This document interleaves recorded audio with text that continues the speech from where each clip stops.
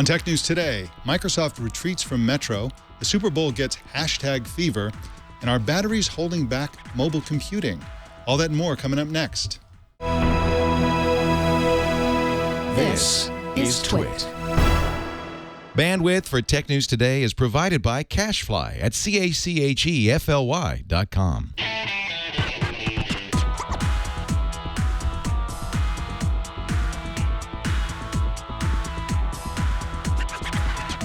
It's Monday, February 3rd, 2014, and this is Tech News Today. This episode is brought to you by Squarespace, the all-in-one platform that makes it fast and easy to create your own professional website or online portfolio. For a free 2-week trial and 10% off, go to squarespace.com and use the offer code TNT2. And by Personal Capital. With Personal Capital, you'll finally have all your financial life in one place and get a clear view of everything you own. Best of all, it's free.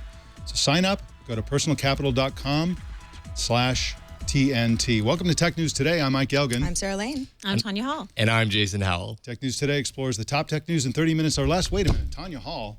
Who the heck is Tanya Hall? Well, Tanya is joining us this week. We're moving to a 3-person at the table and Jason controlling everything format. And we haven't hired anybody yet, so Tanya is helping us out this week. She of the Tanya Hall radio show. So welcome. Thank you.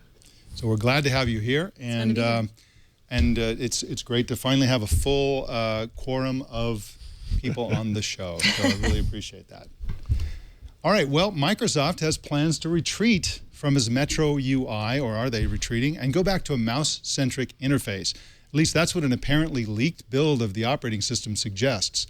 An early build of Update 1 for Windows 8.1 appeared online over the weekend, and it shows a merger between the older Windows desktop interface and the tiled Metro UI. With us to explain these changes and what they mean for the future of Windows, we have Kevin Toffel, who writes for GigaOM and co-hosts the Mobile Tech Roundup podcast. Welcome, Kevin.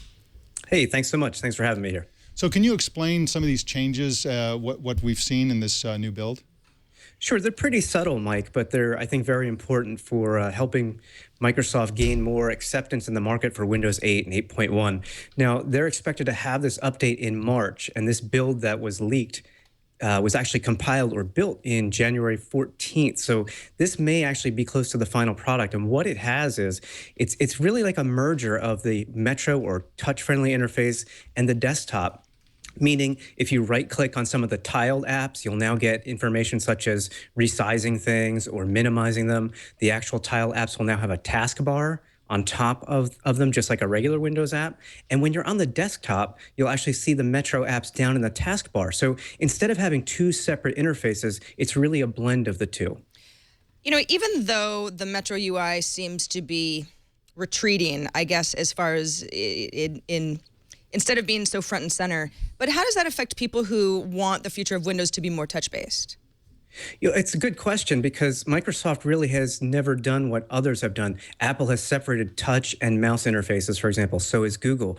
So, you know, Microsoft's kind of stuck with the baggage of the billion legacy users here, and a lot of them don't want touch-friendly. They just want to keep doing things the way they used to be. So it's really interesting to try and meet both needs in one operating system. Probably wasn't the best way to go, and I think we're seeing that in the market. The market's saying, "Hey, we don't like this." But you know, as it is, you can probably configure most of these things so that you never see Metro. You just go right to the desktop. So there's ways around it. When will we know if this is actually a solid direction? Because they're obviously listening to consumers, but how do we know this isn't just a trial that's going to change again? Well, I don't think we do. I mean, to be honest, Windows 8 has sort of been one big experiment in my mind. It actually harkens back, and I don't know if you guys remember the old UMPC days about 7, 8 years ago. Microsoft's been down this road before. They had Windows on the desktop, and they tried to force it or cram it into a mobile touch-friendly pattern, and it's just not designed for that. It is mouse and keyboard centric. So, you know, again, they've been down this road before. I don't know that we're going to instantly see widespread adoption if they make these changes, quite honestly. I think this is going to be a long play for Microsoft. You said in your article on GigaOM this morning that you expect a lot more of these kinds of changes. What is there left to integrate or change to move this back to something that's something comfortable for traditional Windows users? I think, Mike, that really it should be separate. I personally don't care for the back and forth of the old way of doing things and the new way of doing things. But I think what Microsoft is also going to do, in this leaked build, we're only seeing the front-facing changes.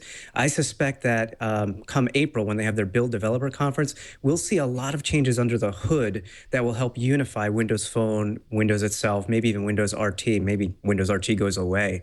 And that may help things, but personally, I think they should have kept it separate. Well, Kevin, it's very interesting, and thank you for following this development, and thanks for joining us today and explaining all this. Great. Thanks so much. You can find Kevin at GigaOM and Kevin C. Toffel on Twitter. We thank him again for joining. We're going to talk about the most important news from the Super Bowl. It had nothing to do with the game in just a second, but first I want to tell you about Squarespace. Squarespace is the all-in-one platform that makes it easy to create your own professional website or online portfolio. It's an awesome site, and we often tell people if you're going to launch a new site, if you're going to launch a personal site, if you're going to launch a new business that needs a website, you need to go to Squarespace and use Squarespace. But it's also something that everyone who has an existing site needs to take a look at. Is your website beautiful? Is your website high performing? Does it stay up all the time? Can it handle massive amounts of traffic? Is it easy to manage? Can you manage it from a mobile device? If the answer to any of these questions is no, it's time to upgrade and move your website to Squarespace, because Squarespace is by far the best place to host a website anywhere online. They have more than 20 new beautiful templates for you to start with. So you start with one of their incredibly well-designed templates, and then you can tweak it using their management tools, which are also very easy to use, and make a totally customized website that's based on fundamentally beautiful, beautiful designs. They have awesome tech support 24 hours a day, 7 days a week. I've used their tech support once or twice myself and was blown away each time I used them. It starts at only $8 a month and includes a free domain name if you sign up for a year. They have a new Squarespace metric app for iPhone and iPad that lets you check site stats like page views, unique visitors, social media follows, and stuff like that. And with the blog app, you can make text updates, tap and drag images to change layouts, and monitor comments on the go. I use this app, and it's really, really fantastic. You get total control and total awareness of what's going on, even when you're out and about and using just a small phone.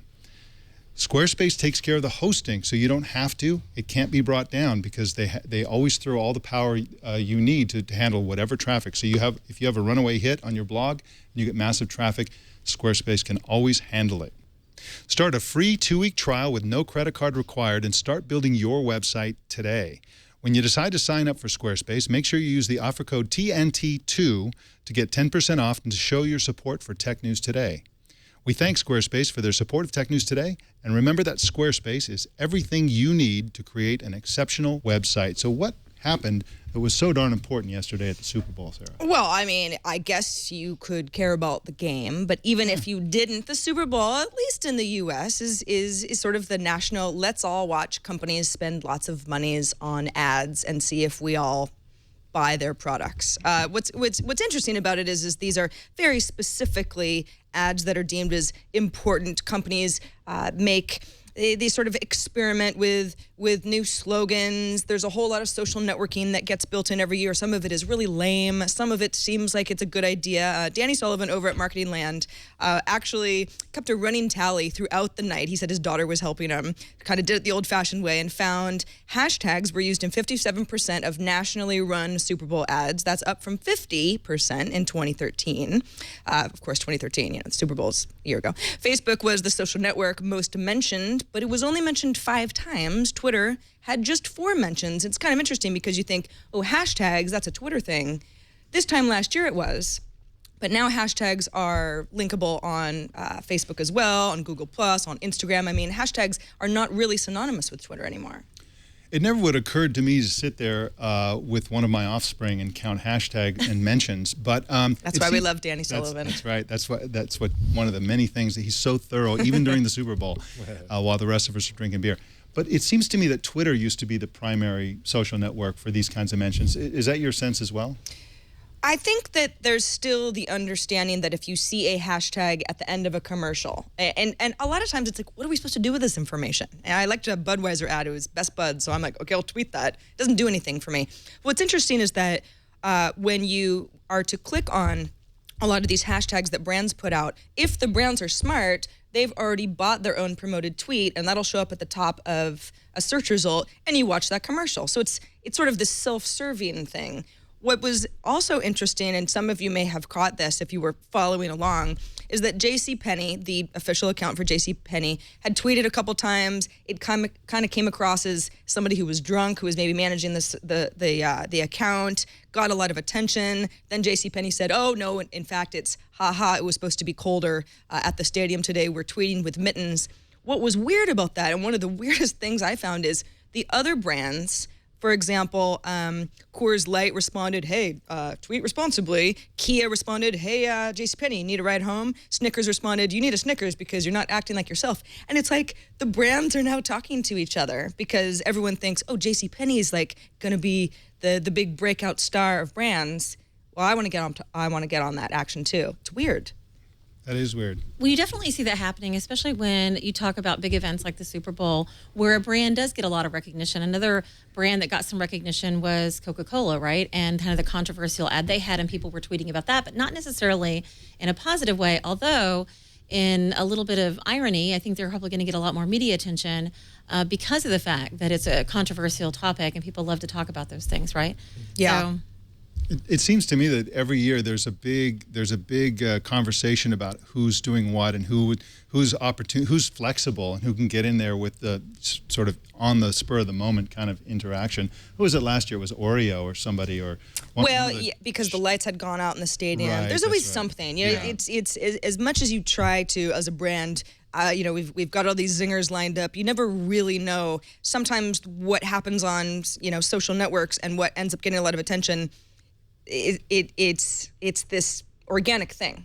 And yesterday was no exception. It never ceases to amaze me how much time and effort and money goes into some of these commercials where you just say, but now what are we supposed to do? We're supposed to talk about it on Facebook? No one's going to do that. Nobody's going to do that. I'm not going to. No. Well, the mobile industry, we talk a lot about wearable computing and phones and so on, and the advances that have been made in the last few years with incredible screens and amazing processors and other features are fantastic, but there's something that's holding back the industry. What is that, Tanya? well, the technical industry, the tech industry in general, has been really scrambling to overcome some of the limits that batteries in general have for phones and wearable computers. I mean, they can't seem to keep up. It's a little bit dangerous. I mean, they have to go through testing that takes an extensive period of time. So, according to a piece in the New York Times yesterday, companies like Apple, Google, and Samsung are hiring experts, filing patents, and experimenting with radical technologies in an effort to prevent consumer electronics from being held back by the physical limitations of batteries. According to the report, they're actually working with companies like Tesla and more, and it's amazing. It's pretty exciting where they're going to take it. So, solar, the disadvantage to, I think, solar, which they've tried this in the past, is that when you're outside, you don't typically have your phone out to gather solar energy. Right. You've got it in your pocket or your handbag or your fanny pack, if so. I usually carry it in my purse, so it's usually not figured you were a available. fanny Your MERS. Oh, thanks a lot. With us to explain some of this research that's going on and some of the activity that's going on in Silicon Valley is Darrell Etherington, a writer at TechCrunch. Thank you for joining us, Darrell. Thanks for having me. So what is it exactly that these companies are doing to get around the limitations of limited battery life? Well, it's definitely not even really a new area of exploration for these companies. Like battery tech is a lot like, to make a weird analogy that I probably don't understand, like nitrogen in plant like ecosystems, where the more nitrogen you introduce, the more plants grow and the richer the ecosystem gets. So that's often the limiting factor there. And here, battery is the limiting factor. Like we have an abundance of sensors and new tech and things that we could easily put into phones. The other concern being space, but there's just a limited amount of power, and it's not really getting that much bigger year over year, whereas the amount of sensors and the size of sensors are improving drastically. So some of the things they're working on, according to this new information, is solar charging, which could be the sun, but it could also be sort of ambient light. Logitech makes keyboards that use ambient light, like from your home office setup, and power the keyboard. Or also kinetic motion. So as you walk around, a lot of watches use this already, using analog designs to store up power from your motion and then power the watch that way. So there's are some explorations about how we could use that to possibly power electronics and wearable electronics too. Well, you have somebody like John Leisure at T-Mobile who is really trying to revolutionize the whole cellular industry. He's trying to change the model away from contracts to where you would pay more for the phone up front. What kind of impact is this going to have on the consumer in trying to purchase this kind of technology? So with Leger and T-Mobile, I mean, I guess what changes there is that, you know, there's more initial investment asked for from consumers up front. But this is it's a model that in other countries is already in place and popular. Like I'm actually from Canada. I don't know if you guys know that, but here we do a lot more upfront purchasing. Yeah, and also in Europe. In Europe, it's very popular to work it that way. So, I mean, it does change the way the money is distributed, and it changes the burden, but and it also changes sort of what people are expecting out of their devices out of the gate. So you're not going to have, I guess, if you look at Motorola, like Motorola builds a phone like the Moto G. Now, who knows what's going to happen now that they're been acquired by Lenovo, but they build that phone, and that phone has amazing battery life, but it's also incredibly inexpensive off contract. It's $180. So I think there are still ways around that. That's not going to necessarily affect the direction in which people are innovating, but it will affect sort of who's paying for it and what gets prioritized as a result. Do you think when you hear Apple is hiring experts from companies like Tesla, Toyota certainly is at the forefront of technology in cars. Tesla is its own thing. Is there some sort of this makes perfect sense because that comes across to you? Yeah, there is, and I think that's true with Nest too. Going to Google, like these guys have specific buckets that they're working in, but the lessons they're learning there apply across the board. I think, in fact, I just saw a recent interview with Dyson. Andrew, what I don't remember his first name, but anyway, the guy who invented the vacuums, yes. And he was talking about how a lot of what they've worked towards in making these vacuums is reduction of the size of battery tech, reduction of the power requirements of battery tech, and longer lasting battery tech, and that he was saying has applications across the industry, like across multiple industries. So while they've developed it for a specific purpose, they're open to and they're exploring possibilities all around. So Tesla has done that with EV. Actually, Panasonic builds the batteries for Tesla. So that's a great example. Like you might not think of Panasonic being involved in necessarily EV, but they are. They're the main partner for Tesla's batteries. Well, it's very interesting, and Darrell, we thank you for joining us today. Yeah, thank you. You can find Darrell at Drizzled on Twitter. Thanks again. Well, new hack attacks that may be similar to the recently reported Target breach were reported over the weekend. The French carrier Orange told customers today that about 800,000 customer accounts were accessed by hackers on January 16th. Meanwhile, Canada's largest telecom said more than 22,000 small business accounts with their usernames and passwords were posted online over the weekend by hackers. 5 credit card numbers were also posted. The hotel industry also suffered a huge data breach recently. Credit card information from guests staying at the Hilton, Marriott, Sheraton, and Westin hotels managed by a company called White Lodging were exposed throughout much of last year. So if you stayed at any of these hotels last year, your information may have been compromised. The hack was exposed Friday by security journalist Brian Krebs. White Lodging issued a statement confirming the hack last night. Here to shed some light on all this is Steve Gibson. Steve is the founder and CEO of Gibson Research Corporation and, of course, the host of Security Now. Thank you so much for being with us today, Steve. Hey, guys. Glad to be. So is there any connective tissue to any of these hacks? Is there a new trend in hacking and going after the credit card information? Of course, people have been trying to go after this type of information for a long time, but they seem to be succeeding a lot lately.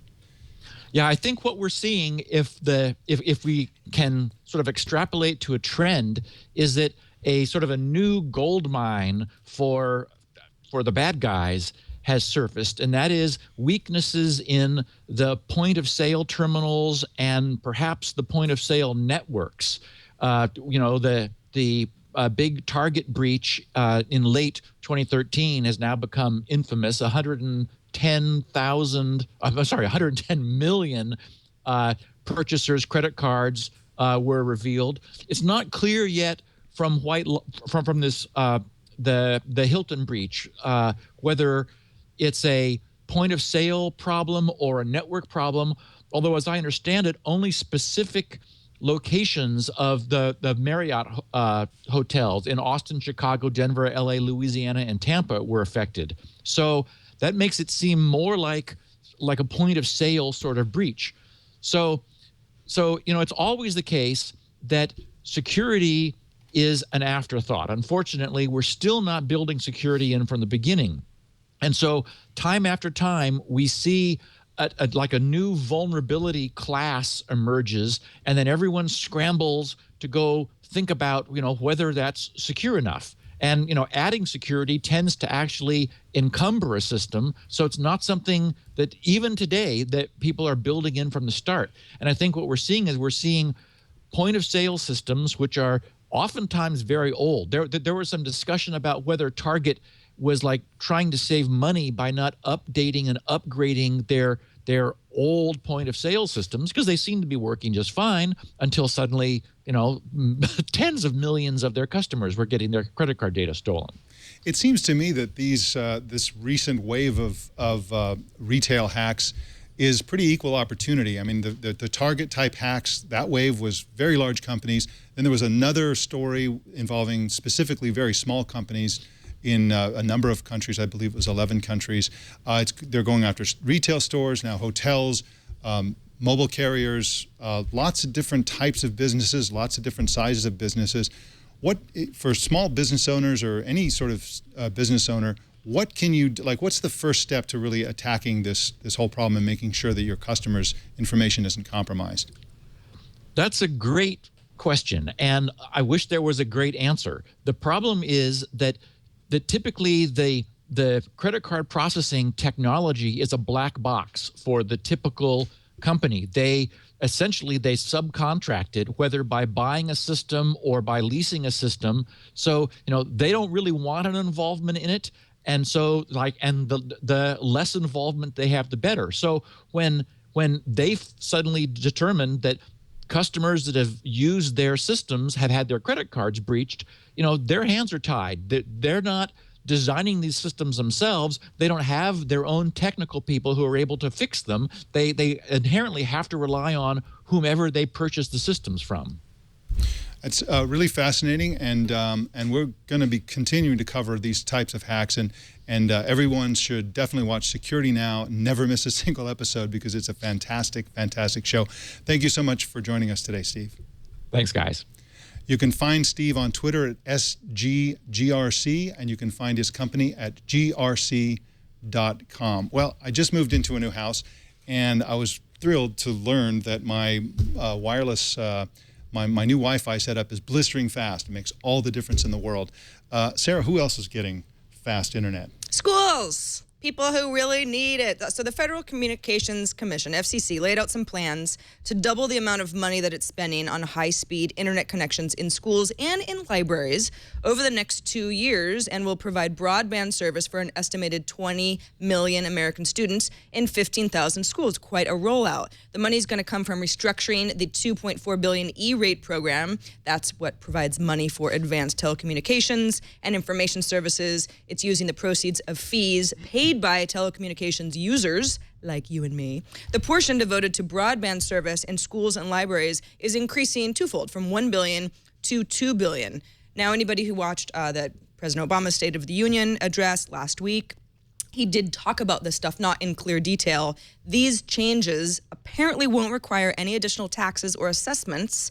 This is according to an FCC official who's speaking anonymously, although a formal announcement is being planned for later this week. What's cool about it is that the E-rate program is part of the Universal Service Fund, which also provides money that connects rural areas, low-income households to phone and internet service, using money that's raised through fees on consumers' phone bills. So it's a little bit of a, hey, let's redistribute the money that's coming into the government to actually help people, organizations, schools, libraries who need it. Yeah, I always worry about this sort of thing because I just have the horrible feeling that, the percentage of the money that's going to be spent is going to be tiny bit of it is going to be spent on the actual infrastructure, and a lot of it's going to be spent on a lot of people running around doing various things. I also fear that by the time they really get this installed in the real world, they're already going to be sort of behind the curve. It's not going to be as fast as they said. I'm not aware of any sort of like schools-oriented program where they make a big splashy thing, try to get credit for something like this,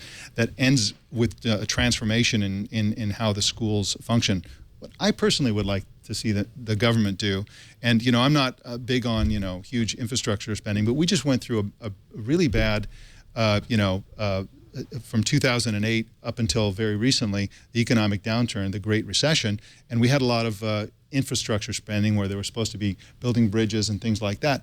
And personally, I would like to see the government just do Google Fiber to every home in the U.S. I think that would completely transform every school, every home. It would cost probably $300 billion, which in Washington they spend that on catering and on dry cleaning and stuff like that. Holidays. Yeah, exactly. Holidays, vacations, and so on. So I think these kinds of things are designed to get a lot of kind of credit for something that's going to happen in the future. But I just personally don't have a lot of confidence that's going to make a huge the huge impact that they say it will. Well, it's interesting. A lot of these changes, there's a survey from 2010 that was conducted for the FCC by Harris Interactive, finding that roughly half of schools that are getting these funds from E-rate connected to the internet of speeds that are under 3 megabits per second, basically meaning you can't really stream video. So, you say, okay, well, that's great. That's great progress.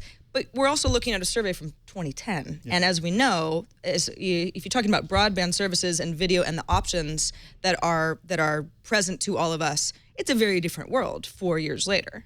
Well, yeah, and I will say this, that a lot of schools are really capitalizing on the technology, and they're engaging with schools all across the world. So with this, with better infrastructure, with the ability to do more, which has been an obstacle, and certainly in the beginning, they were worried about it and scared of it. Now, I think it'll advance schools in connecting better with other countries and make us a little bit more aware of what's happening across the world. And it's great for those student hackers. They're going to love this because they'll be able to change their grades faster than ever. Or just watch a lot of YouTube at school. Well, I understand that Facebook is getting a new feature. They are.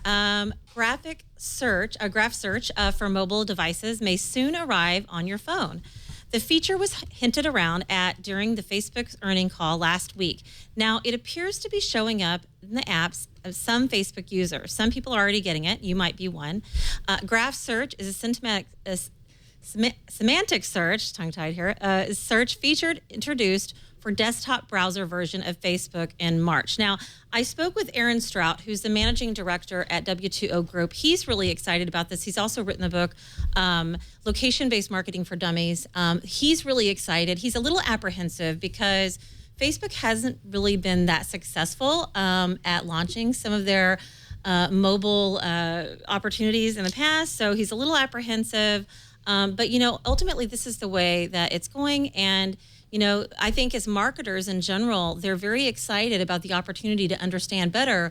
And I think as a consumer, you could probably look at the positive as well, because they're going to do better at telling you where things are based on your usage. So that's right. I remember when Graph Search first came out, I think it was March.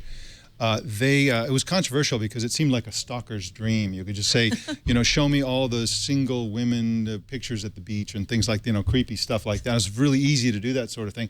But then the controversy faded away, and I haven't heard any serious stories of abuse. Well, I think it's because nobody really uses Graph Search, honestly. Yeah. I don't want to say this isn't something that should be available to anyone accessing Facebook on mobile, because the web version of Facebook and the mobile version of Facebook should look a lot like each other. But I don't use Graph Search. I don't know anybody who's like, hey, guess what? I just did this really successful search because I, searched for friends that are married that live in San Francisco. I could do that, but right. It's like it doesn't really arise. The fact that the potential is there, it's like, yay, Facebook, you built a really interesting search product. but we usually don't need to make specific searches like that. It's you have to admit, though, it's way better than the search they had before, which was almost non-existent. It was almost unusable. You really just couldn't find things with the before graph search. And I think that hopefully they'll keep improving graph search to make it super friendly and truly natural language, so you can just ask questions in your own language and get the results you're looking for. Well, yeah, and I talked to Stephen Weiss at Bing. He's the senior director of search for Bing, and we talked last night about this. And really, they're kind of even still kind of seeing where this is going to go. To your point, that Sarah, we don't use it, but just like hashtags on Twitter or hashtags on Facebook, it's something that they feel will eventually catch on. Well, I hope so, and I hope I hope the stalkers don't use it, and I hope it just gets better. I personally like Google Plus partly because the search is really, really good, and Twitter has good search too. In fact, Google's good for searching Twitter. Facebook's always been a little bit behind in search, so it's good to see them trying to catch up and do it in mobile as well. Well, in a minute, I'm going to tell you about how a Microsoft gaming product, yes, Microsoft Connect, is helping one country's national security effort.